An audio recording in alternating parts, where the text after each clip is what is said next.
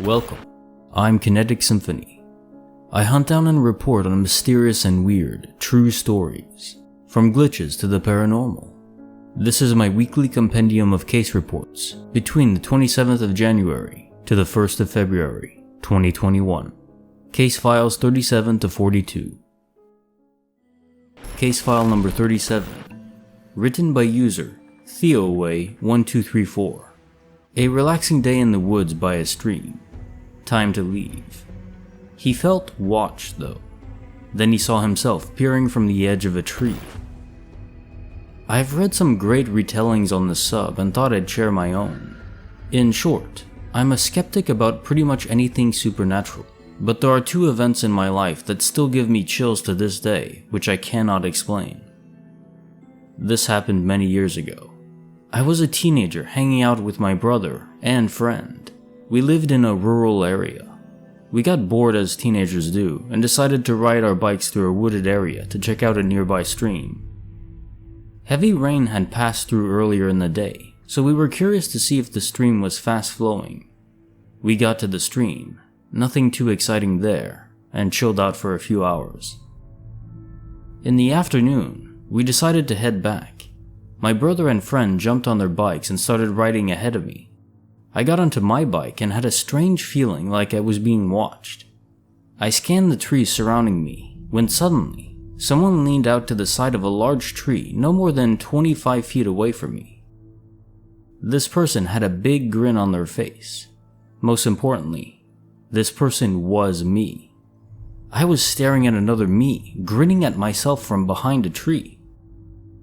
I was frozen.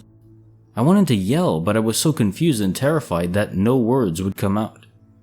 I remember the terrible feeling of dread that washed over me. I blinked, rubbed my eyes, and the apparition had vanished.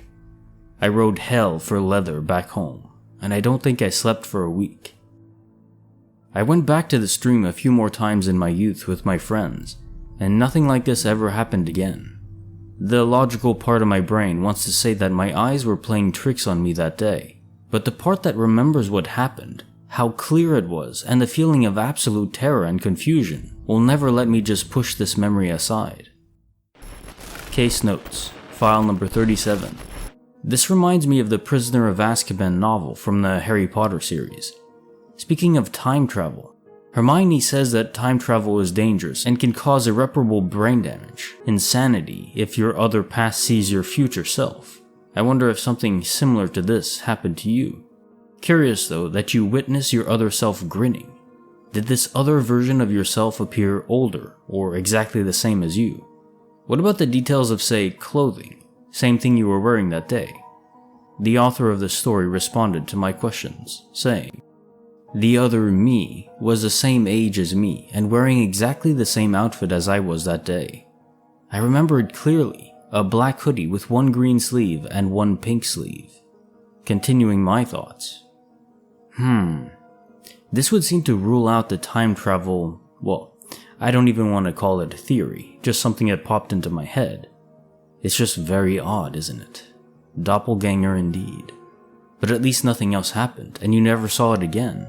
So, it didn't have nefarious intent, I don't think. Case file number 38, written by user 8th Immortal, recounting past events in an old house, haunted by something beyond our realm.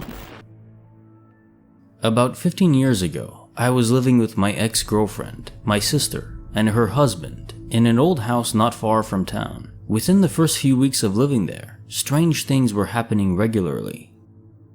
Lights going out randomly, noises upstairs.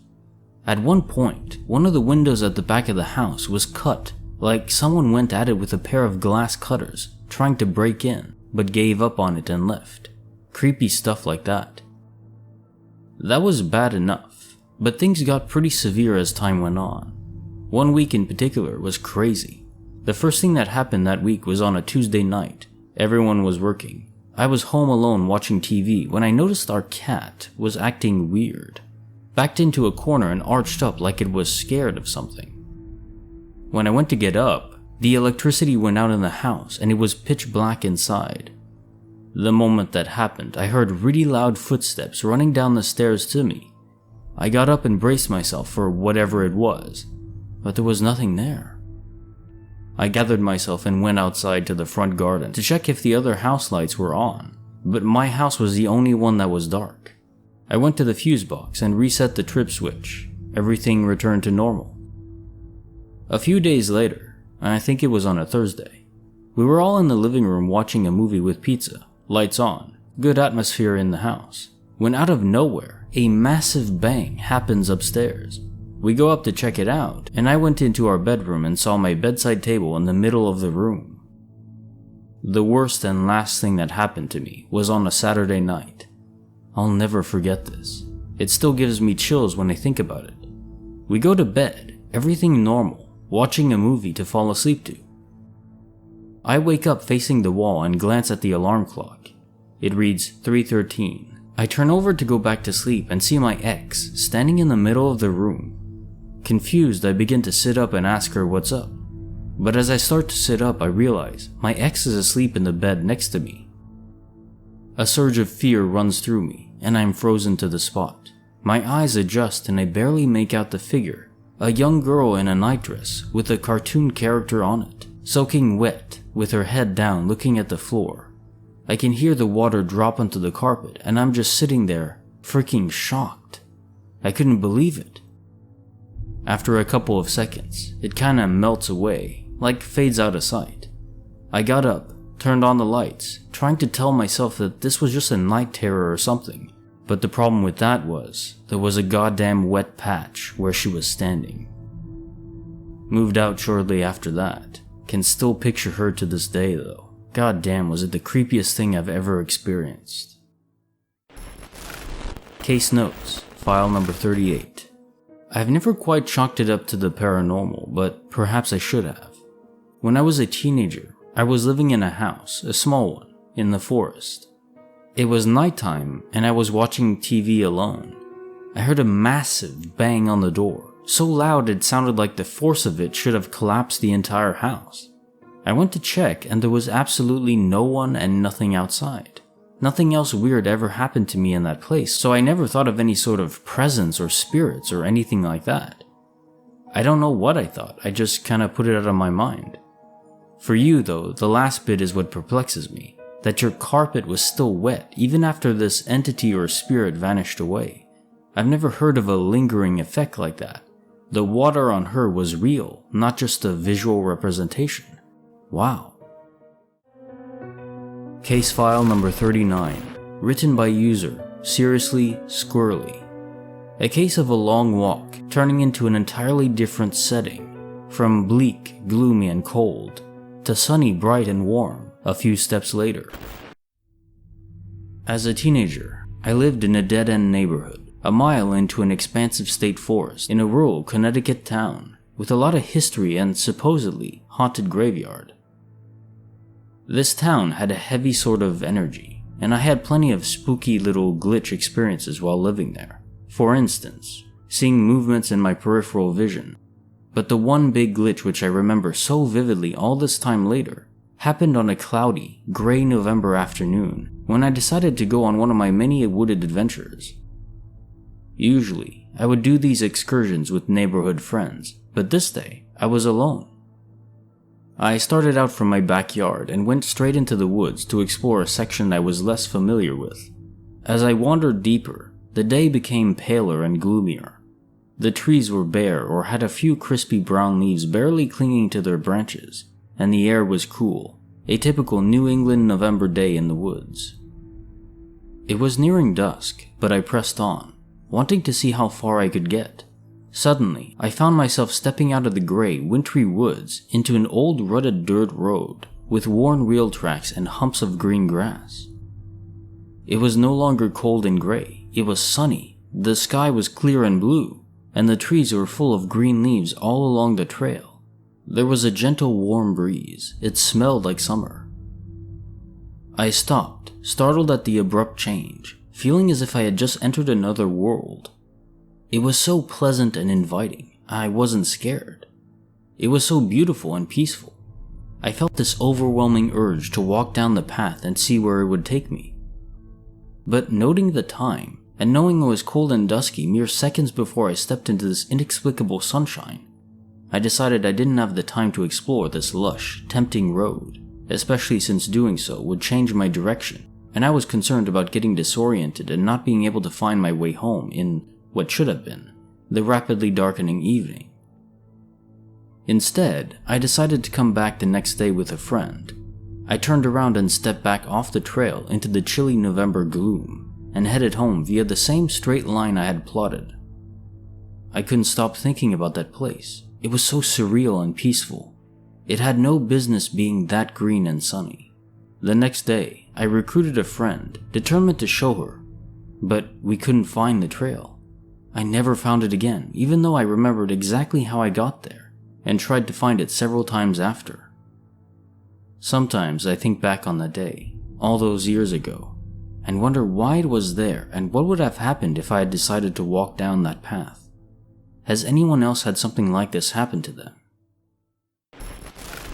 Case Notes, File Number 39. This reminds me of an older glitch I had read before, an account by someone describing their grandparents that were out for a walk, and they entered their town like normal, but it was a different town than they remembered. The pathing was different, the roads, the buildings, everything was a little weird, not like they had remembered. Eventually though, they get back home, but they never could return to that same place even after walking down every road in the city. Seems like there are temporary portals or wormholes that connect us to different alternate realities. But we have no perception of them. We can't even feel the transition. It just kinda happens randomly. Did you experience any time distortions after returning home? The author responded to my comment, saying, "Hi, I didn't experience any time distortion that I'm aware of. Perhaps you're right though, about portals, wormholes, or the like, that we can't even feel them."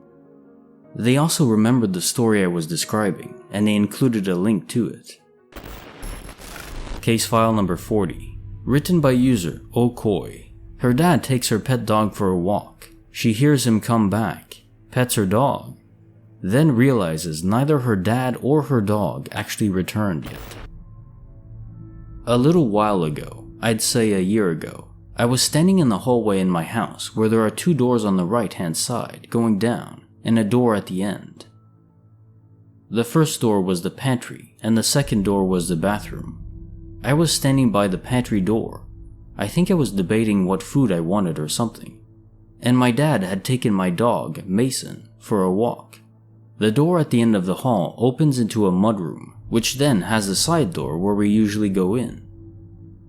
Well, I heard the sounds of the side door open, and I heard my dog's collar jingling. Then the door at the end of the hallway opened up, presumably by my dad, and I saw my dog, Mason, run down the hallway.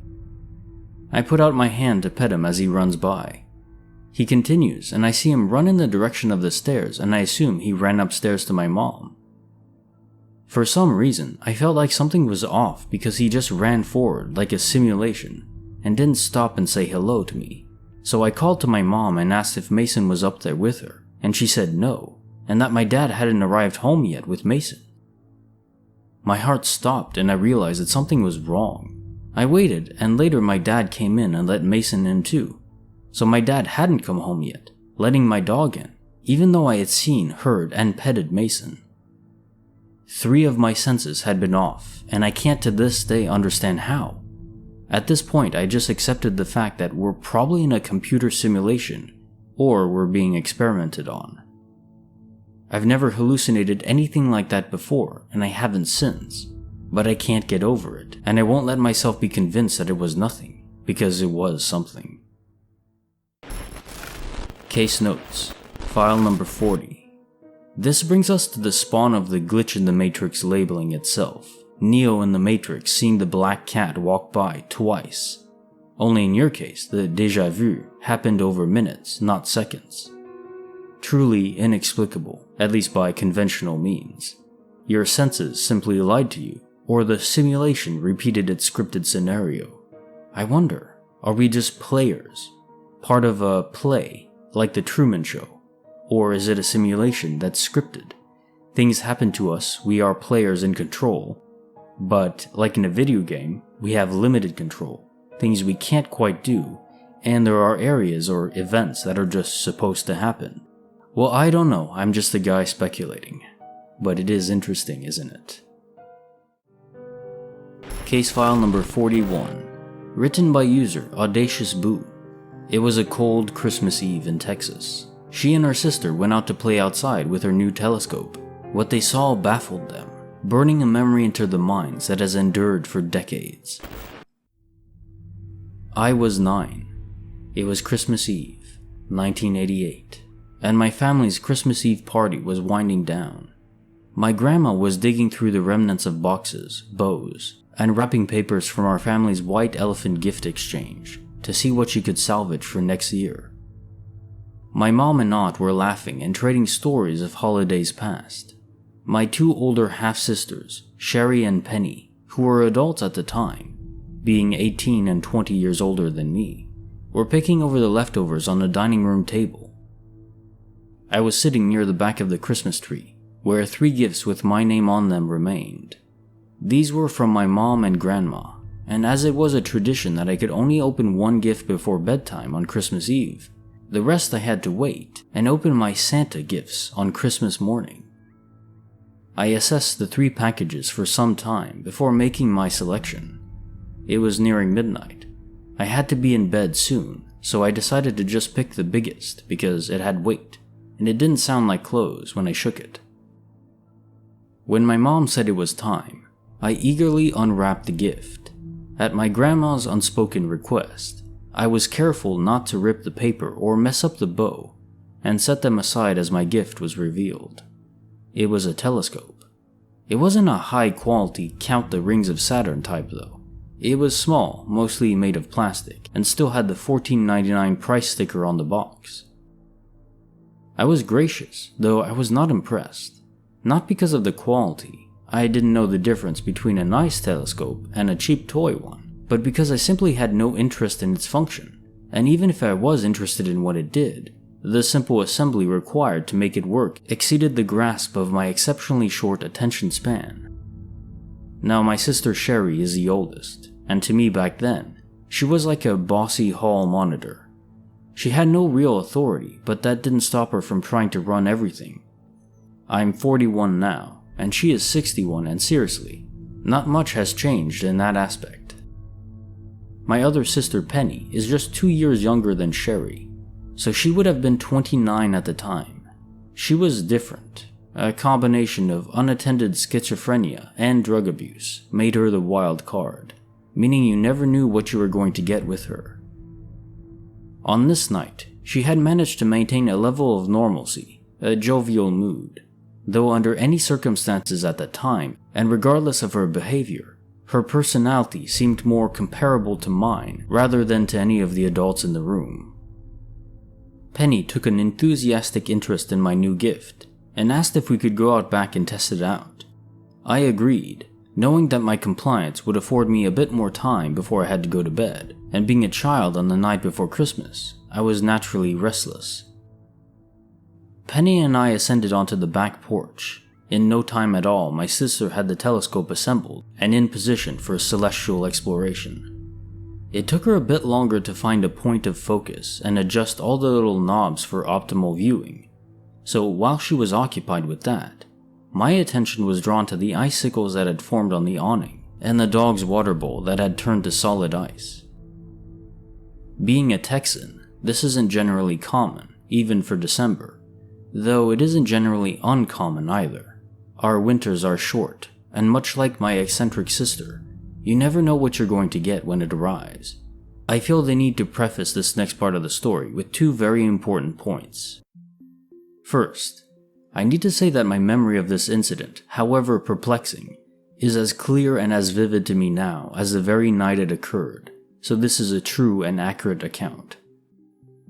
Secondly, this entire event lasted no more than a minute, and while I must describe these events in succession, many of them occurred all at once. I had just taken off my mitten so I could utilize the full function of my hands and fingers for grasping, when I heard Penny exclaim in amusement, "Whoa, cool." Well, I had no interest at all in stargazing and was far more focused on trying to retrieve the perfect icicle from the awning, using a garden hoe. I didn't even look up from what I was doing, figuring she had managed to find something bright to look at, and that just meant I had a bit more time to spend on trying to dislodge the big beautiful icicle before it melted. Then it occurred to me that the icicle was melting, and quite rapidly so, when just moments before it was still in the process of forming. Now it's dripping like a leaky faucet. And what was even stranger was that all this water was dripping around me, yet it made no sound. Nothing made a sound at all, not the water or the wind or the highway in the distance, not even my sister tinkering with the telescope. When the dripping slowed, and I don't mean that in the sense that there was more time between each drop, but rather the droplets were taking longer to fall to the ground. Confused as I was, I immediately looked over at my sister and found her standing upright, not bent over peering into the telescope, but staring out into the yard. I turned to match her gaze, and what I saw completely eluded the grasp of my 9-year-old comprehension. Hovering a mere 4 feet above my backyard fence was an almond-shaped capsule about the size of a pontoon boat. It was a metallic color, resembling chrome, with no discernible crevices, no windows, no doors. It was completely flush, and even though it had no fixtures for lights to shine from, the area around it was completely illuminated as light reflected off of millions of water droplets now suspended in midair. I was struck with fear and confusion as I broke my gaze just long enough to look over at my sister, searching for some sort of sign as to what this thing was, and if we were in any danger. Penny looked over at me, grinning from ear to ear. "Cindy Boo, it's a UFO!" I didn't hear her say it, and her lips didn't move. But that's what she said. We both looked back at the object, and it tilted slightly downward. At this angle, it appeared to be spinning as a flash of iridescent lights made one complete rotation around its exterior. Then in a split second, it shot straight up and disappeared into the night sky. Darkness resumed, along with all the sounds of the night and the crisp chill of the air. I stood there, dumbfounded, amazed, and terrified by what I'd just experienced, while at the same time, I felt relief that it was over, and even a certain sense of excitement. I didn't know whether to run away, cry, or laugh. I looked over at my sister, wanting to run to her, but still frozen to the place I stood, as if all my cognitive resources were occupied, trying to process everything. I was momentarily unable to communicate movement to my legs. Penny was not frightened by what we had just witnessed. She seemed just as blissful as I'd ever seen her before, and while at times I found that refreshing, in this instance, it confused me. I needed to observe a regular adult response. Reclaiming the use of my legs, I ran towards the door, saying, "Let's go tell Mom." "Yeah." Penny agreed and followed me through the back door. I was glad she was there and had my back. I knew there was no way my mom would believe a spaceship story if it had been only me recounting it. Running in with my Kmart telescope, we entered the dining room where my mom stood, laughing as my grandma sang the phrase, "We won't go until we get some." I exclaimed, "Mom, me and Penny just saw a..." I briefly forgot what my sister had called it, but she chimed in to assist. "A UFO," Penny injected. "You did? With your new telescope?" Mom inquired. "No, it was in the backyard by my fort, right above the fence, and I wanted to tell her everything all at once, but I just wasn't fast or articulate enough to express what had all transpired." My mom was a regular adult who saw me as an imaginative child, and my sister as well as a somewhat mild version of the crazy person she expected to show by the end of the night. "Maybe it was Santa. I hope he doesn't pass you up because you're not in bed." I didn't believe in Santa Claus. I never did. I just pretended for as long as I could for extra presents. I did understand the situation I was in, though. I knew Mom was done for the night and wanted me to go to bed so she could set up the Santa gifts and finally get some rest herself. Not to mention, she was usually well within the bounds of good insight by steering away from conversations featuring supernatural events with my sister. It just so happened that on this occasion it was all true, and I understood that she would never know that.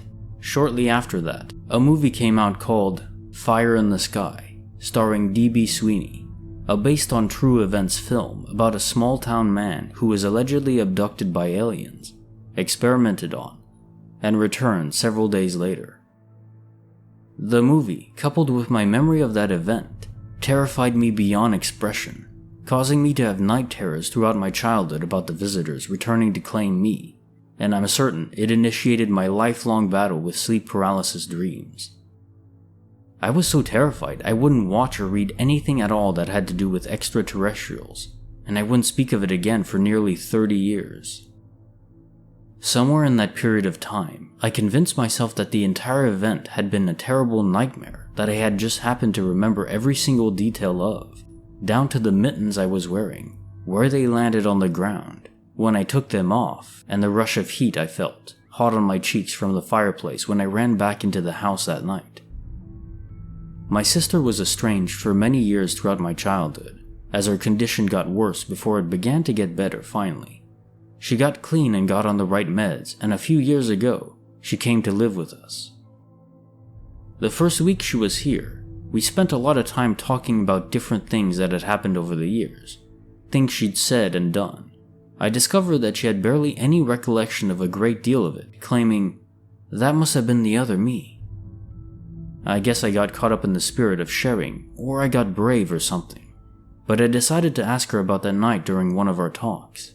"Do you remember that one Christmas Eve?" is all I got out of my mouth before she responded with, "You mean the night where we saw that UFO in the backyard?" That's a memory that stuck. I remember it as clear as yesterday. She then proceeded to describe the experience from her perspective with very little variation from my own experience. So there it is. It was not a dream. It was not my 9-year-old imagination. All those little details that made no sense, the ones I used to tell myself it didn't happen, are the same details that later on affirmed the reality of it. I saw a UFO in my backyard on Christmas Eve, 1988. I was 9 years old. Case notes, file number 41. There are many UFO accounts I believe to be fictional, intended to misdirect people or garner personal attention, fame, money. This is not one of those accounts. What a riveting way to describe your experience. I don't have much to add on a personal account, since I've never witnessed any sort of alien interaction at all, nothing strange in the skies either. One thing that excites me, outside of the clear superiority of these aliens, technologically speaking, is the proof positive that we've achieved so far as a species is as limited as cavemen achieving fire. Just the fact that gravity can be manipulated as they are able to, that alone would be a groundbreaking paradigm shift in every respect. I mean, exploring the stars, colonizing Mars, asteroid belts, etc. all becomes trivial if we manage to achieve that level of technology. How they do it, of course, is well beyond us for now, and maybe it should remain that way. As the author replied, saying that such technology would be dangerous for us at the moment. And perhaps she's correct.